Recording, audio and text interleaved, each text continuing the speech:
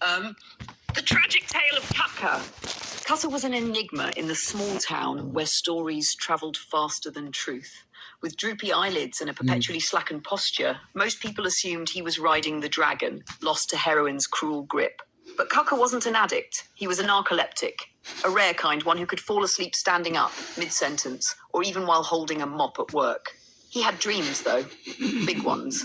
Kaca wanted to climb the corporate ladder, earn respect, and finally make his mark. Yet reality often mocked him. Every new hire seemed to zip past him, earning promotions while he remained stagnant.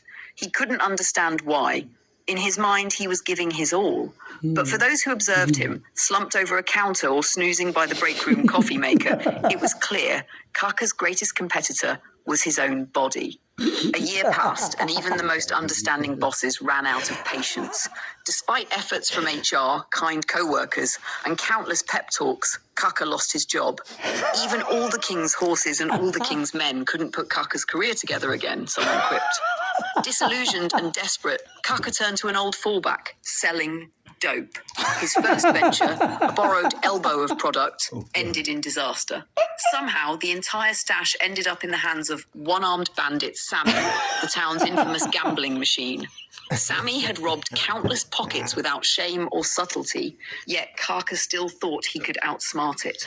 When the rightful owner of the dope came knocking for his share, Kaca had nothing but excuses. The streets buzzed with disbelief. How could he be so careless, so blind? But Kaca was never one to confront problems head-on. Without a word, he packed up and fled town, hopping onto the first ride out. He drifted from one garage to the next, crashing wherever he could. Word was, he took up surfing, a peculiar choice for a man who had always been out of sync with the world. His final act? Blowing the last $100 given by his weary, disappointed father. Maybe he bought a meal, a wave-riding lesson, or one last spin on a one-armed bandit. Nobody knew, and perhaps it was better that way. It's too bad, the townsfolk said, but so sad. And with that, Kaca became a cautionary tale, a man whose battle with life, luck, and sleep left him adrift, forever chasing dreams he couldn't stay awake long enough to achieve.